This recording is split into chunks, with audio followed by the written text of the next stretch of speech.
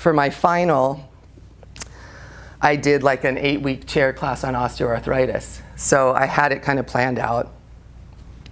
She comes walking in, and the day I had planned to do chair stuff, you'd think I'd killed her, you know? Oh God, chair. Oh, I guess I'll stay, you know? And I'm just like, really? So we did it, and like you said, you can get deeper into Warrior 2, all these things, and afterwards she came up and she goes, okay, I'll never bitch again about a chair. I'm like, okay.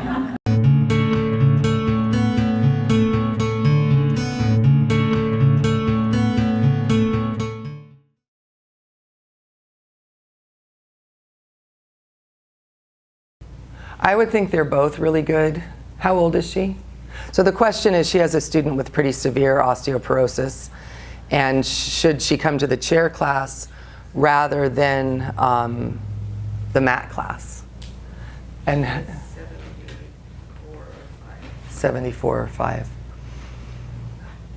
So the student is 74 or 75. It's hard to tell without looking at her. My guess is she looks pretty Vata. She's got a thin build, yeah, thin bones, slight build. I think the mat class is good, but if she's at risk for, she's not going to want to do a lot of weight bearing on the wrists, because the wrists are one of the areas that get weak. So maybe modifying that part, or I'm going to show you a couple of, there's one osteoporosis thing we do. Now again, she should know from her bone scan if her wrists are affected, but you also don't want to push it anyway, you know? But this one is great, more for osteopenia than osteoporosis, but it would be good for osteoporosis if she feels safe doing it, because it is weight bearing on the hands. And then I'll show you how Sherry modified it for the chair. So you're on all fours, and I always say opposite arm and leg, because inevitably somebody does the same size. So you inhale, come up, exhale, bend, and see how I'm bending the supporting here and back here? That's going to add to the bone building effect. Then inhale again, exhale down. Now I'm going to stand up and show you how Sherry does that on the chair. She would have, the chair doesn't do much for me because I'm too tall, so I have to bend down to get to the chair. But having a hand on the chair and then inhaling,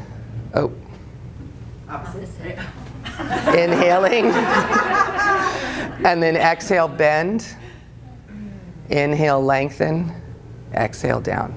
So typically the chair would better be up here, so I'd have better posture and I'm not rounding. Yeah, so that's one of them, to where she could vary that. And then chair pose, belly in, tailbone dropping. I'm not a big fan of this because of my stenosis of doing the back arch, but coming over like this. But if they're more kyphotic here, definitely elongating here, keep the belly pulled in. And what all is getting worked? Hip bone especially. Because where are the most common fractures? Yes. Hips and thoracic spine, followed by wrists. Yeah. I'm torn because the chair class would be very good for her as well. But in a certain way, part of it too is looking at, she must be coming to the mat class for a reason. So it could be that she has friends in the mat class. Okay.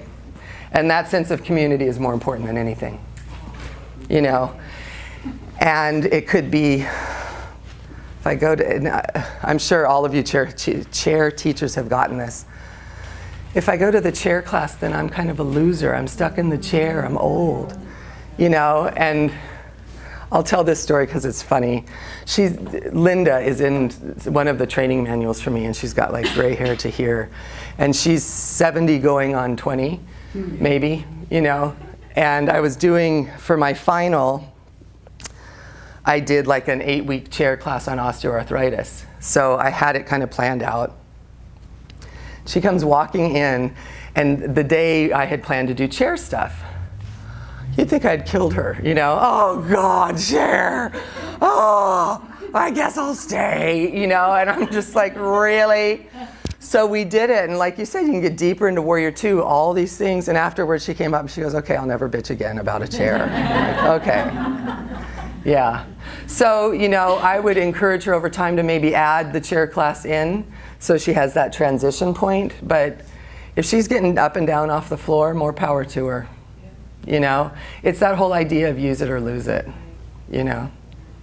And I've worked with people privately where they come in, well, I'm really old and, you know, this and that. And I'm like, okay, if I'm really old at your age like you are, I can't wait. You know, they're getting up and down off the floor, they're doing that, you know.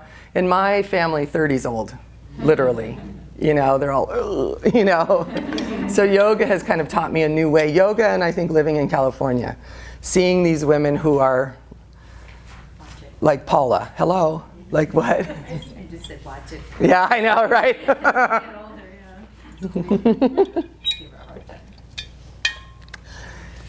Yes. Well, two things. One, I just wanted to mention that a couple times a week I teach a level 1, 2. And so I thought, I'm not going to tell anybody, I'm just going to spring a chair. And they came in and they saw the chairs and did the same thing. Yeah. Really? How dare you? Yeah. And I said, okay, and anyone that's here can leave now. I will give you your money back. You can stay and take the class. And if you don't like it, I will give you your money back. And they all stayed, and they all came up to me later, and they said, Yeah. because you're using similar muscles, but in such a different way, and warrior too. I mean, Yeah. it was.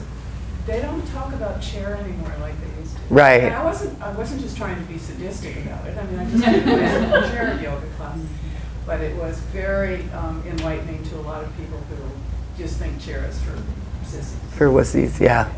Yeah.